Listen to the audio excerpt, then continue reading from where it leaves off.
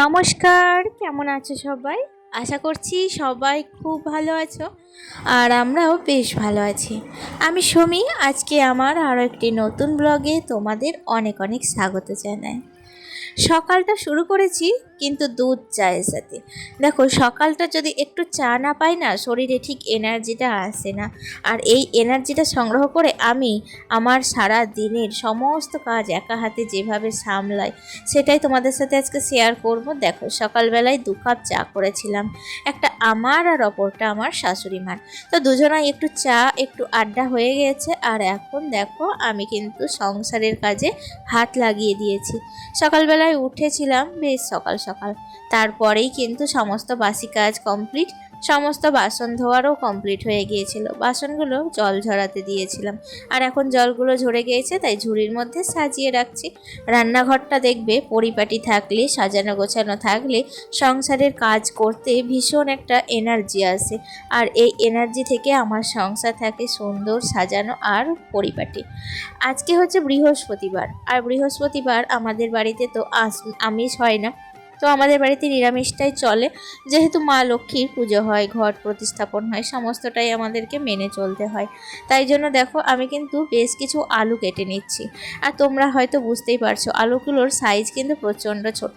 আসলে ঘরে না একটাও আলু মোটা সাইজের ছিলই না, সব সরু সরু আলু। তো সেগুলো আগে খোসা ছাড়িয়ে নিয়েছিলাম, তারপরে একসঙ্গে কুটে নিলাম। আর আজকে বানাবো হচ্ছে আলু পোস্ত। দেখো, নিরামিষ রান্না মানেই কিন্তু পোস্ত বাঙালির একটা প্রিয় খাদ্য। আর আমাদের বাড়িতে পোস্ত প্রায় কিন্তু হয়ে থাকে। তাই জন্য আমি আজকে আলু পোস্ত বানাচ্ছি, তার সাথে আরও বিভিন্ন রকম রান্না করব। কারণ তোমরা অবশ্যই জানো, আমাদের বাড়িতে কিন্তু এক পদ রান্না খুবই কম হয়। বিশেষ করে 4 থেকে 5টা পদ তো আমাদেরকে প্রতিদিনই রান্না বান্না করতে হয়, যেহেতু বাড়িতে অনেকগুলো মেম্বার আছে। তারপরে একটা পদে সবাইকে দেওয়া আবার সবারই মুখের ভালোও লাগে না, তাই না? তাই জন্য 5 রকম পদ রান্না করে প্রত্যেক দিন সবাইকে ভাতে দিতেও বেশ ভালো লাগে, আর দেখতেও বেশ ভালো লাগে, তাই না? তার জন্য কিন্তু একটু পরিশ্রম বেশি করতে হয়। 5টা পদ রান্না, তার জোগাড়, তারপর সমস্ত সংসারের গোছানো পরিপাটির কাজ, সমস্তটা কিন্তু আমাকে একা হাতেই কমপ্লিট করতে হয়। কিন্তু এতে করে আমার কিন্তু কোনো কষ্ট হয় না, বরং আমার আনন্দ হয় যে আমি সংসারের সমস্ত কাজ টাইম টু টাইম কমপ্লিট করতে পারছি। সকালবেলায় ঘুম থেকে উঠে আনন্দ সহকারে আমি আমার সংসারে সমস্ত কাজ কমপ্লিট করি। চলো, কি কি রান্না করেছি এখন শেয়ার করে নিই। দেখো, এখানে করেছিলাম একটু মিষ্টি কুমড়োর তরকারি পৈডাটা দিয়ে, তার সাথে করেছিলাম এখানে একটু তেওড়া কলাইয়ের বড়া আর শুশুনির শাক, ঝিঙে দিয়ে অবশ্য, আর আলু পোস্ত, তার সাথে ছিল আমের চাটনি। এই হচ্ছে আজকের আমাদের মেনু। রান্নাবান্না সমস্ত কমপ্লিট। এখন ঘড়ির কাঁটায় বাজে 11:30 মতো। দেখো, আমি চলে এসেছি এখন বেডরুমে। সকালবেলায় বিছানাটা তুলেছিলাম ঠিকই, কিন্তু ভালো করে তাড়াহুড়োর মধ্যে পরিপাটিটা করা হয়নি। এখন চলে এসেছি একটু ঘরটাকে গুছিয়ে নেব মনের মতো করে আর কি। দেখবে, সমস্ত বৃহস্পতিবার যদি একটুখানি মা লক্ষ্মীর আরাধনা করার জন্য ঘর দুয়ার একটু যদি পরিষ্কার পরিচ্ছন্ন রাখি, অবশ্য আমি প্রতিদিনই পরিষ্কার করি, কিন্তু আজ যদি একটুখানি বেশি পরিষ্কার করি না, তাহলে মনে হয় যেন হ্যাঁ, সত্যিকারই মা লক্ষ্মী আমাদের ঘরে বিরাজ করছেন। যাই হোক, এদিকে বিছানার চাদরটাকে ভালো করে তুলে আর একবার ঝেড়ে ভালো করে পেতে দিলাম। আর তারপরে কি বলতো, অনেক দিন হয়ে গেছে আমার আলমারির মাথার ওপর বিশেষ কোনো শোপিস ছিল না। ওই শোপিসগুলো প্রচুর ধুলো পড়ে গেছে, মানে ওগুলোই খুব একটা হাত দেওয়া হয় না, নিচেরগুলো একটু একটু করে মুছে নেই। তো সেগুলো কিন্তু আজকে একটু ডিপ ক্লিনিং করব। যাই হোক, কালকে বিছানার এই বেড কভারটা কেচে দিয়েছিলাম, তো তারপরে সেটাকে তুলে নিয়ে এসে আর গুছিয়ে রাখা হয়নি। এখন আমি এগুলো একটু গুছিয়ে নেব। তার সাথে আমার ছেলের কয়েকটা বেশ জামা কিছু ছিল, তো সেই জামাগুলোকেও কিন্তু ভাঁজ করে সেগুলোও এখন ওয়ার্ড্রবে ভরে রাখবো। দেখো, জামা কাপড় গোছানোটা হচ্ছে কিন্তু একটা আর্ট। প্রত্যেকটা জামা কাপড় তুমি যদি পারফেক্টভাবে গুছিয়ে রাখতে পারো না, তারপর যদি ওয়ার্ড্রোবে সাজিয়ে রাখো, ওয়ার্ড্রোবটা দেখতেই ভালো লাগে।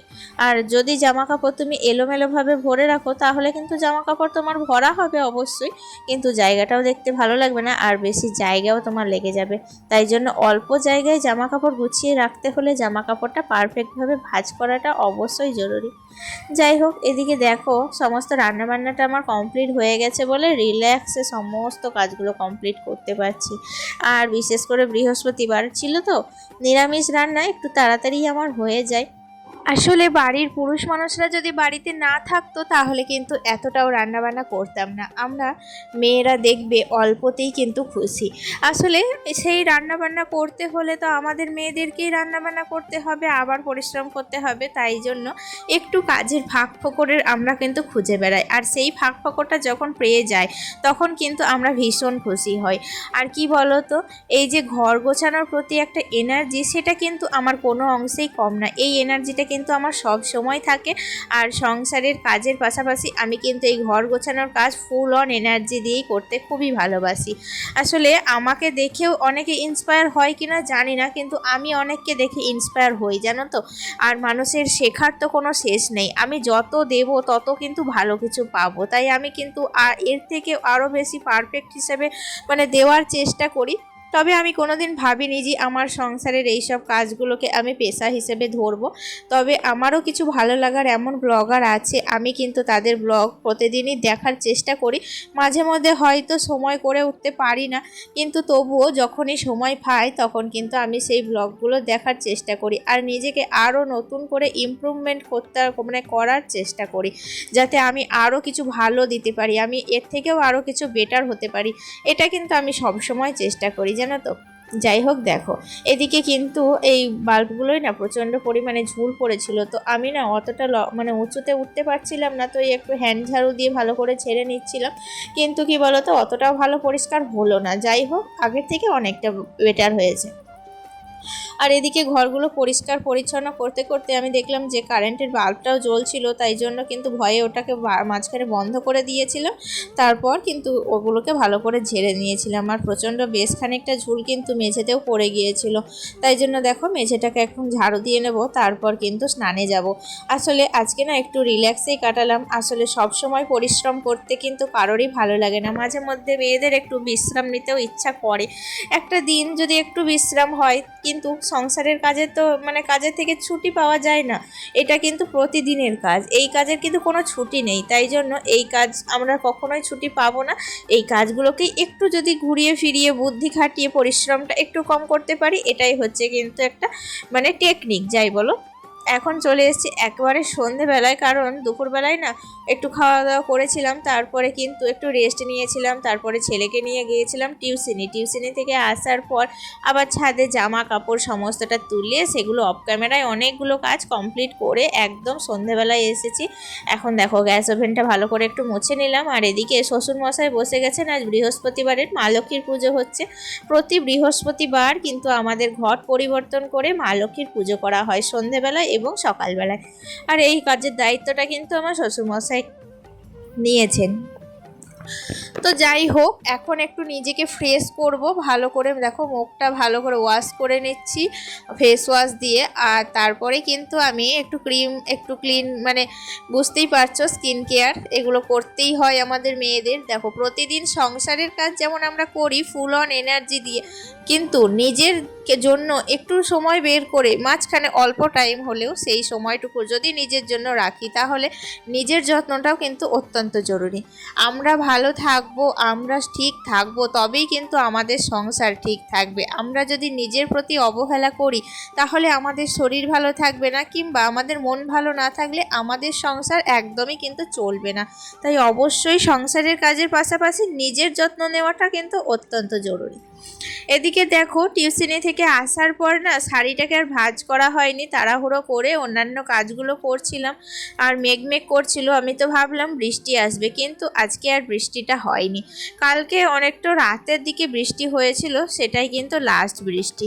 যাই হোক, আবহাওয়াটা কিন্তু এখন বেশ ভালোই আছে। আর এখানে দুপুরবেলায় যেহেতু একটু শুয়েছিলাম, তাই সন্ধেবেলায় বিছানাটাকে একটু ভালো করে ঝেড়ে রুমটাকে আবার ফ্রেশ করে নিলাম। আর রাত্রের জন্য একটু আলু ভেজেছিলাম। আজকে না মুড়ি খাবো, আজকে আর রাত্রিবেলায় কিচ্ছু খাবো না। এই দিয়েই কিন্তু আমরা আজকে রাত্রে ডিনারটা করব, সবাই মিলে একটু মুড়ি খাবো, তার সাথে আলু ভাজা, লাস্টে খাবার সময় গরম গরম একটু পাঁপড় ভেজে নেবো। এই হচ্ছে ব্যাপার। যাই হোক, ছেলেকে কিন্তু ম্যাগি করে দিয়েছিলাম, ছেলেকে খাইয়ে দিয়েছি। এখন কিন্তু ছেলে পড়তে বসেছে, তো ওকেও কিন্তু একটু পরেই ঘুম পাড়াবো।